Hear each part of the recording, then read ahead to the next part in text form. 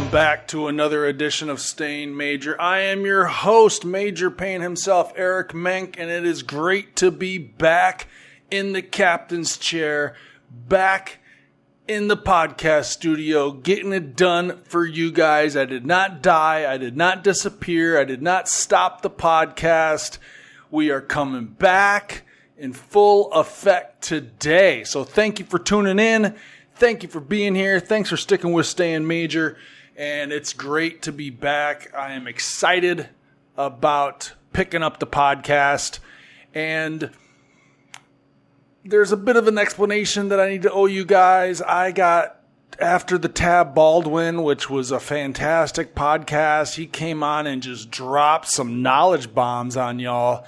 And that was like in August. So I haven't done it in maybe 6 weeks. Haven't done a podcast in 6 weeks. And the reason for that being is just a number of things. One, I went out of town. I was in the States for about a week. For those of you that have been following the YouTube channel or following my social media, you know I got inducted into my high school Hall of Fame in my hometown of Charlotte, Michigan. And I always had an idea way back when. See, I've written a book. I've written a big book, a 325-page book targeted towards the Filipino audience, the Filipino-American audience, and the PBA fan audience. I've written that. That's 90 to 95% done. My whole idea behind that project was when I wrote it, my favorite part of writing the book actually happened to be writing about when I was a kid, growing up in my hometown and learning basketball there. So what I wanted to do was, boom, release the big book, and then eventually from that expound, because there's very little part of that in the big book, is what I'm calling it right now, before I come out with the title. So I was going to expound on the 10 or 15 pages that I have in there and make it into a 100-page book for a side project for my hometown, for the kids in my hometown, for the school, and for people that remember the era that I grew up in, which is very special and very dear to my heart. However, upon learning that I got inducted into the Hall of Fame, I put it off. I found out about it in May. And as it became August, I was like, wait a second, there's no better time to release that side project than this weekend that I'm getting inducted into the Hall of Fame. That's the best way I can promote it. That's the most way I'm going to reach the biggest audience. And I thought there's no better time than that. So from the time the Tab Baldwin podcast got done, I had about 3 weeks to complete a book. And so that required a lot of work. Even though most of it was written, it had to be edited, it had to be tweaked, a lot of research had to be done. I put in a lot of time. When I say a lot of time, I'm talking between 5 and 8 hours a day in front of the computer. And it's just not the writing process. You got to get it edited. You got to get it formatted for the Kindle. You got to get it formatted for paperback. You got to get the book cover. You got to get it into the Kindle store. I mean, you got to read it how many times? So it took a lot of time, a lot of energy, and I put everything else on the back burner. Wasn't doing vlogs, wasn't doing podcasts to get that done, and I successfully got that done. Looking back, there was ways that I could have marketed it better. I feel there were some things I could have done better. I'm a first-time author. I've never wrote a book or sold a book or released a book or any of those things. So I did the best I could with the knowledge that I had. People are still buying it. I'm happy. I'm getting great feedback from people in my hometown. And I'm very proud of what I was able to produce, especially in that short a period of time. And so that's why I haven't been on the podcast, in short. So speaking about the book, I want to plug it here real quick. It is called Orioles: Growing Up in a Golden Era of High School Hoops. It is about my hometown, the genesis of how I learned to play basketball. And a couple of reasons why I wrote it was, I grew up in a winning era of basketball. my hometown in the last 26 years since I graduated has had 2 winning seasons out of 26. So they're struggling a little bit. So I thought I could inspire some youngsters growing up knowing that, hey, success has happened. It can happen. It should happen. Here's a living example of that.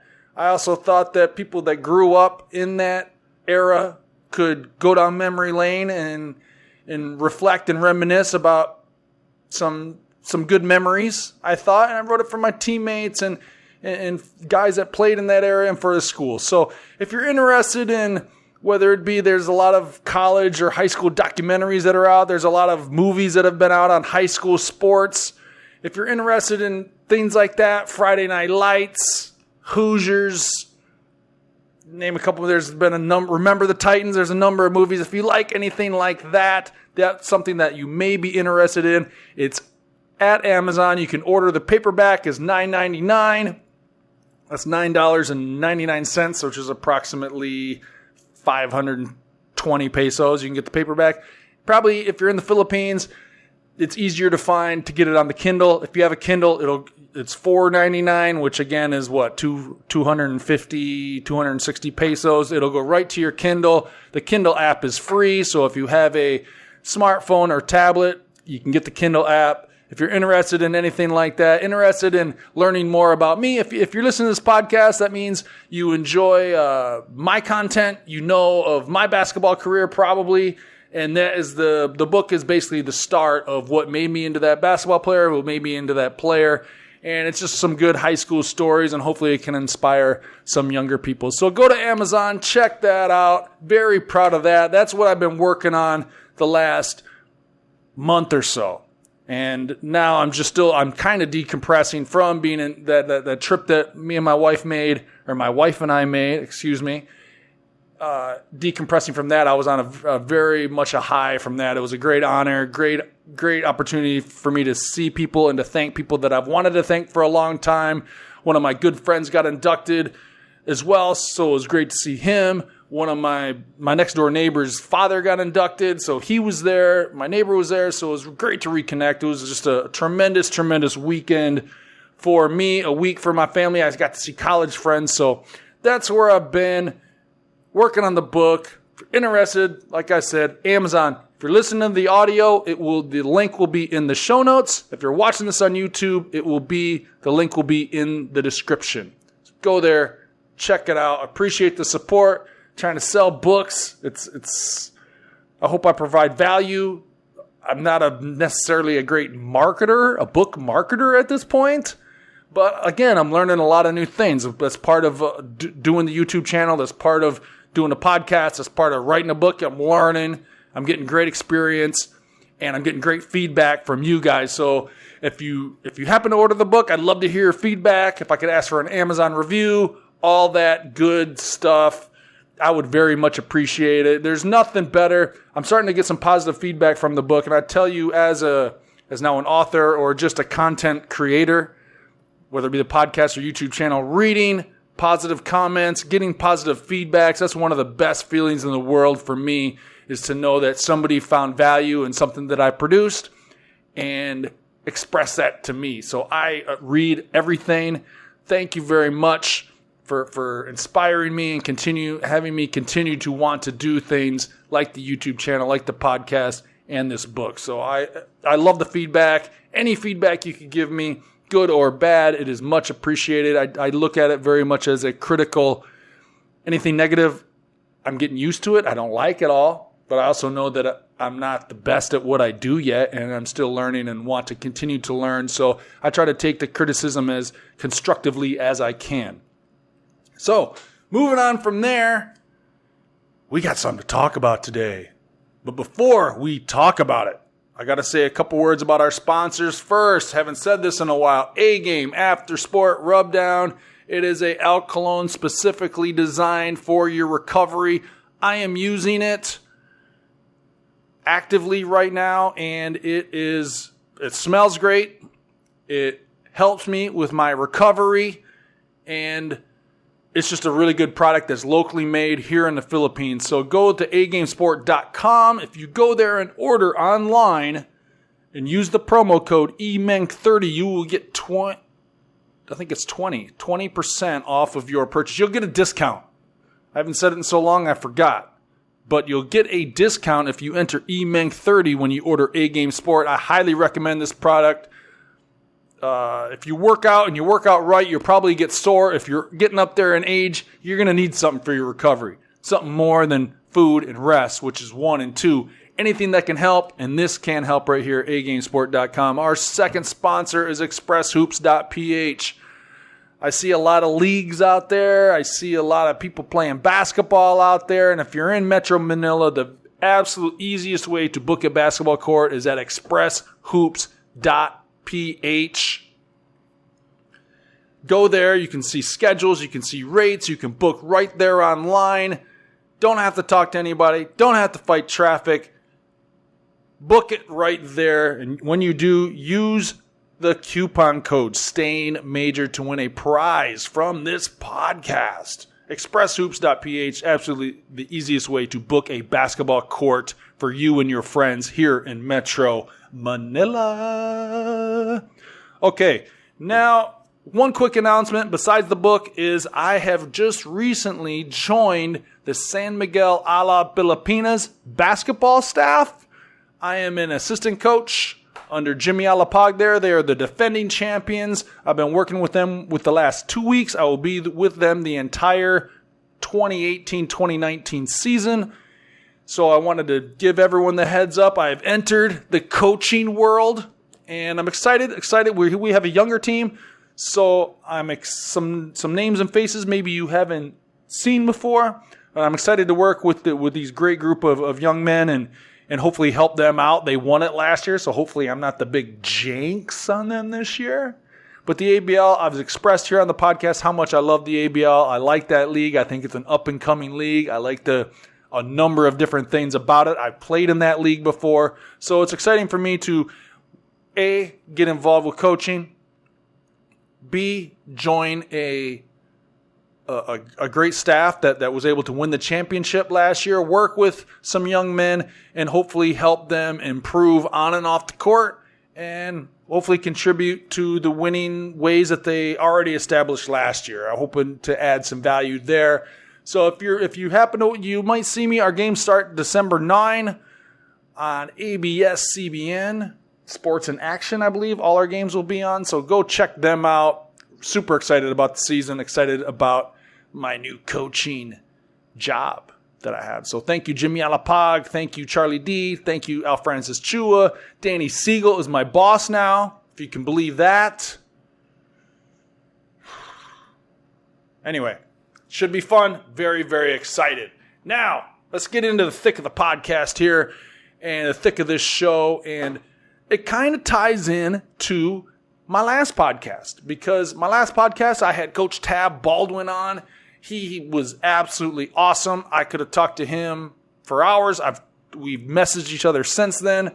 Just a great podcast with all kinds of golden nuggets involved in our conversation. And it was a joy for me to talk to him, to learn from him, and to get insight on some of his philosophies. I've heard great things about him, and he had a number of things. I made 3 videos on YouTube just on our conversation. Probably could have made 10.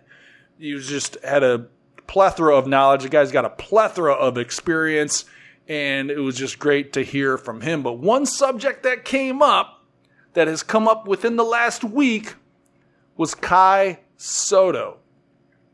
So we all know who Kai Sotto is.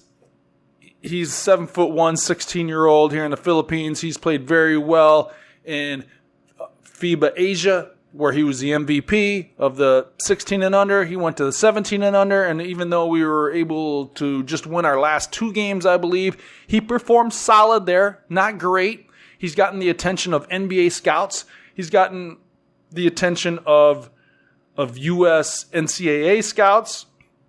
And he's gotten the attention of top European clubs. So I don't really like going overboard talking about young kids, a 16-year-old. But at the same time, he is newsworthy. He's I can't remember a prospect that at 16 here in the Philippines has garnered as much attention as he's gotten. So you got to talk about him. He's in the news, and I don't want to be overly judgmental. Sometimes I over-critique things, and I look at things from a professional standpoint, or I try to, and he's just a youngster, and there's a lot of things to consider. If you look at how things have gone, some things have gone good for a great number of people, but it's also, if you look at child actors or people that are too famous too soon, that can go terribly wrong. So while I don't necessarily, I wrestled with whether I wanted to do this subject or not, but it is newsworthy. It is actually part of this podcast, the history of this podcast, and it's something that I want to tackle, and it's something that I think about being a father myself now, of development of young kids and how important that is. And for a guy like Kai Sotto, his opportunity window here and his runway his potential is so it's limitless, and you wonder about all the different ways. Everybody's got advice on what to do and what not to do. Chat Reyes came out and said, basically discouraged Kai from going to the U.S. to train and to going to a U.S. university. He went out publicly to discourage that, I felt. I didn't really like that. I thought I expressed how I felt about that on this podcast. You can go over it. It's there in the podcast library. It's in the video library as well. So he said that, and when I had Tab Baldwin on, he actually discouraged that as well. And now that we're in the situation that we're in, I would say I don't think that he can play in the USNCAA because, as I've said before, you can't have sponsorship. He has multiple sponsorships here in the Philippines. He's making money off of his likeness already, which I am not against, but the NCAA in the States is, and I'm pretty sure you cannot go there if you've already made money off your likeness. He would be ineligible. And on top of that, I don't like him going there with the options he has now because, as Tab Baldwin said on the podcast, their college program, they're concerned about winning. The head coach's most important thing is winning basketball games, and they're going to plug him in to help him do that, where his personal development isn't going to be the most important thing. It's going to be winning games, and if he helps them, great. If he doesn't, maybe he won't get the attention that he needs, and who knows what kind of situation. Being in the right place at the right time and the timing of it can determine your success at an individual university as much as your talent is. Let's put it that way. So Kai Sotto now has had options. It's been rumored, it's been speculated, and it's been confirmed by his father that top European clubs, namely Real Madrid, has offered Kai Sotto a professional contract. There's been numbers thrown out. That has not been confirmed, but you're talking, the numbers I saw were $100 million. I'm sorry, $1 million, not $100 million, $1 million over 5 years. That's $200,000 a year. That's higher than the maximum PBA contract.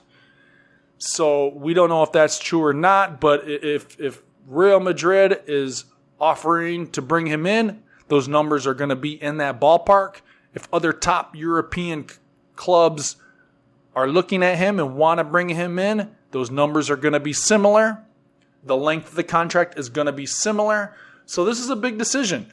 And when Tab Baldwin came on here, he said that the first thing he said was he wants Kai Sotto to stay here, but get proper training here. And if he was to go somewhere else, he preferred him to go to Europe rather than the U.S., and then he explained why. Now, recently, I'm going to read what he said here on a recent interview. And now these are sound bites, and maybe he said a lot more, but this is what he was quoted as saying, and I'm reading it from a Spin article. It was also on ABS-CBN. It was on Tiebreaker Time, so on and so forth. He says, Tab Baldwin, I want Kai to stay. I want him to stay in the Philippines. I want us to create a program that he and his family can realize that everything that he needs in terms of his development, he can get here. And I think that will be a great exercise for us to go through, is to understand how we can devote ourselves to a special player for their careers, and they can get that here. He goes on to say that I think one thing we know is Kai is through and through a Filipino. Yes, he is. He's going to be happiest at home. He's going to be among friends, and seemingly he wants to put the effort and energy into this. He goes on to say, you want to be with the ones that you love and ones that love you, recognizes that he's a special talent. And basically, he went above and beyond saying that he wants Kai to stay here, which he did say on this podcast. So I did get a couple tweets. I did get some reactions that said, no, he said he should go to Europe. Now that he has these offers, he should go there. I'm personally in the camp, and I'm going to disagree with Coach Tab, and I respect Coach Tab, and I hope I have a great relationship with him, and we're both adults, and we don't have to agree on everything, and still be friends and cordial. But I will definitely disagree with him, but I do understand what he's saying. This is a great opportunity for the Philippines to develop a pro prospect. Now, you're going to have to fork out some resources to train him. You're going to have to bring coaches in. You're going to have to do a lot of things. And when I'm talking about that, I'm talking about a nutritionist. I'm going to talk about strength and conditioning. I'm going to talk about speed and agility. I'm going to have to talk about skill work. So you can get all that here, but what you cannot get here is competition. The competition, the size.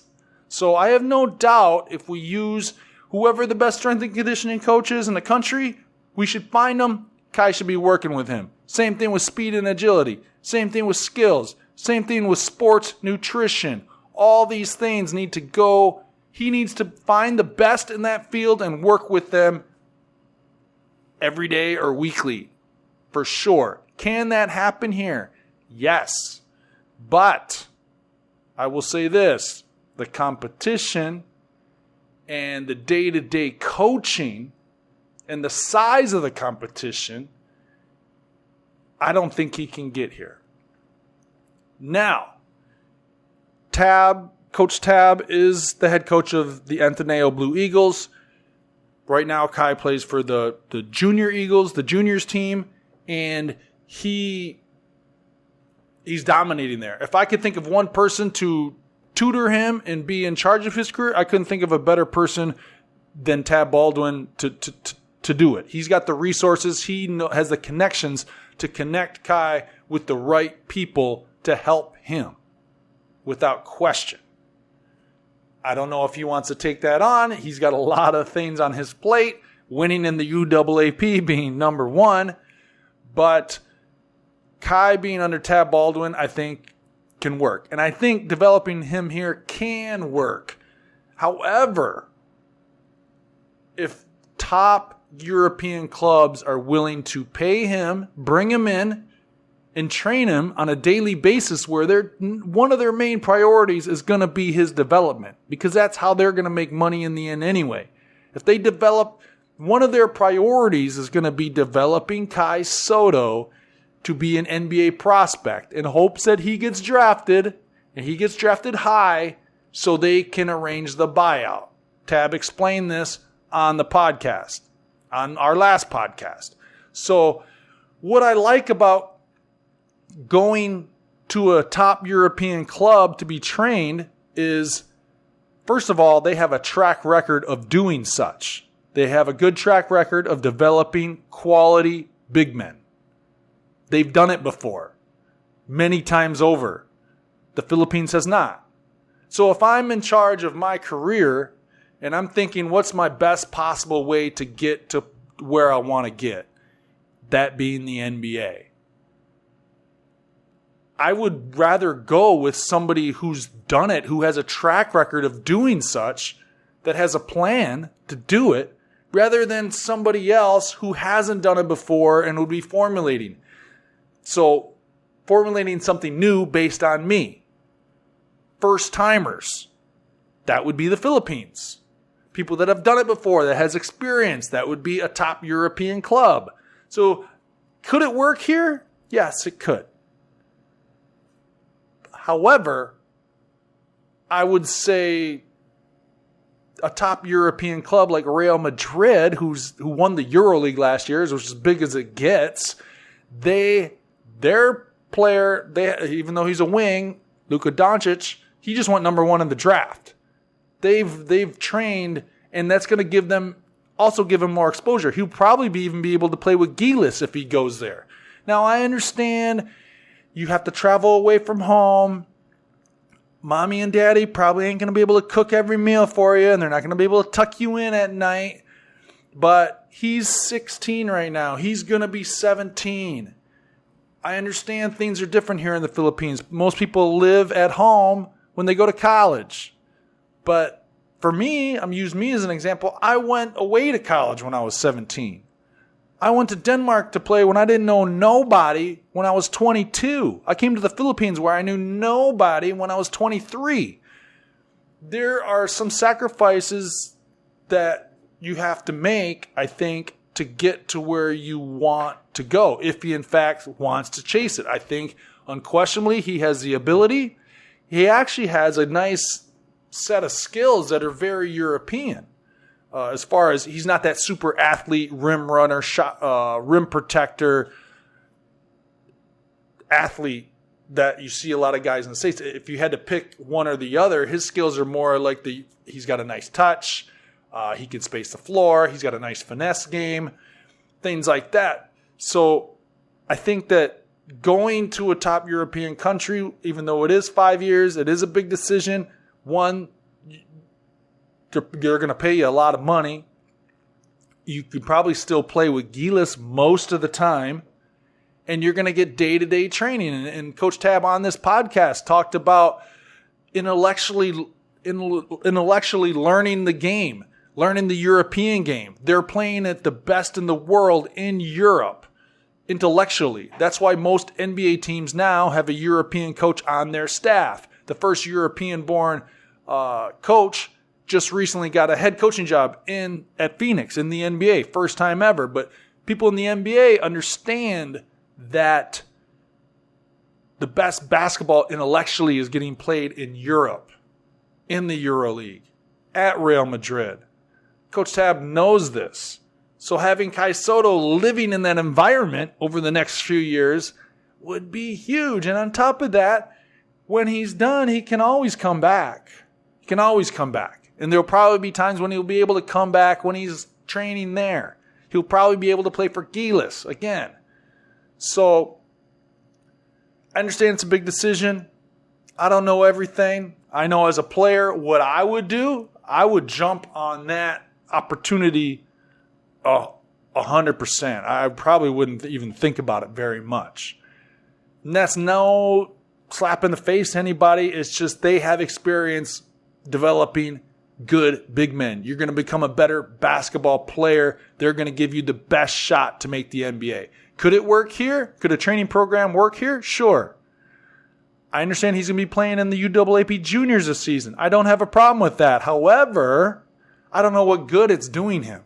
He's not getting any better. That's not making him any better. So I don't have a problem with him playing there this season and having some fun with his friends and helping them win a championship and winning the MVP and winning the finals MVP. Have fun. Do what you got to do.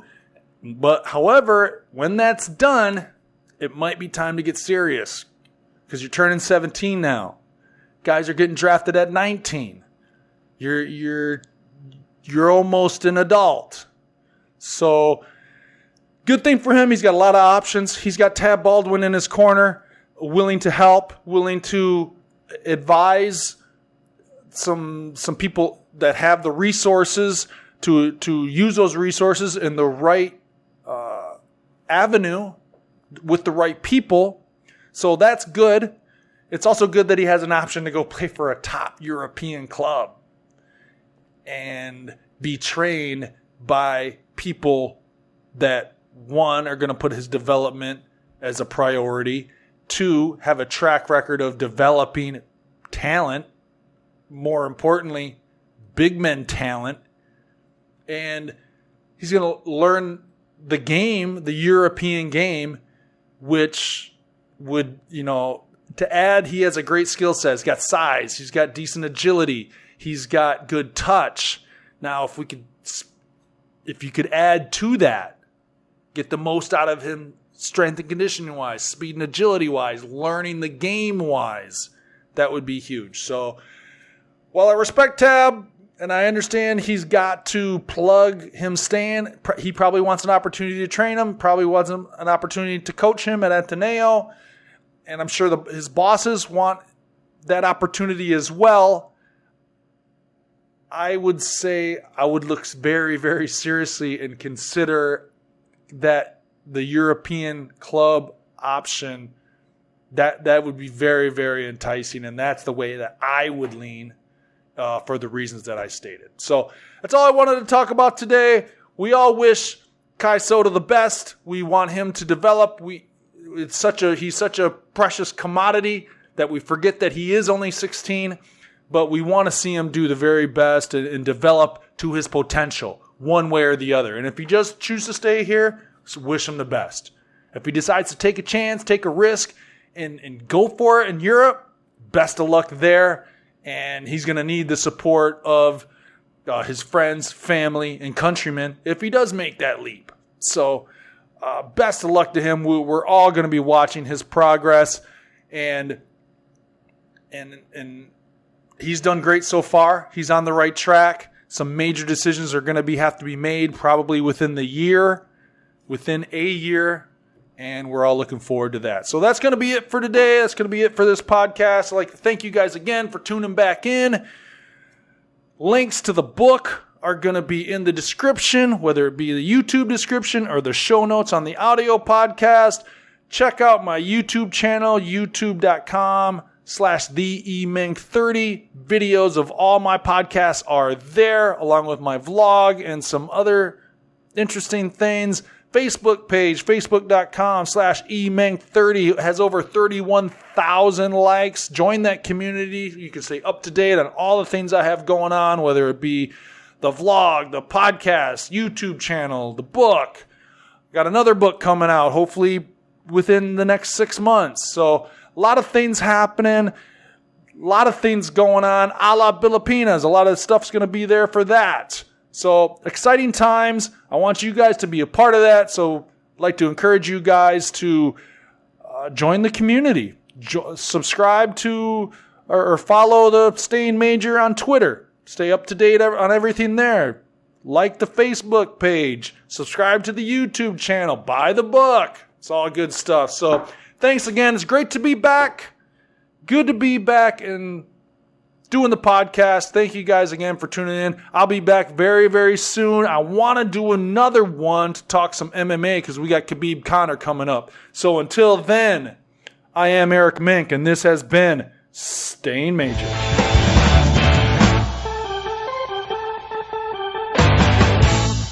Thanks for watching. You can subscribe to my channel by clicking on my face right here.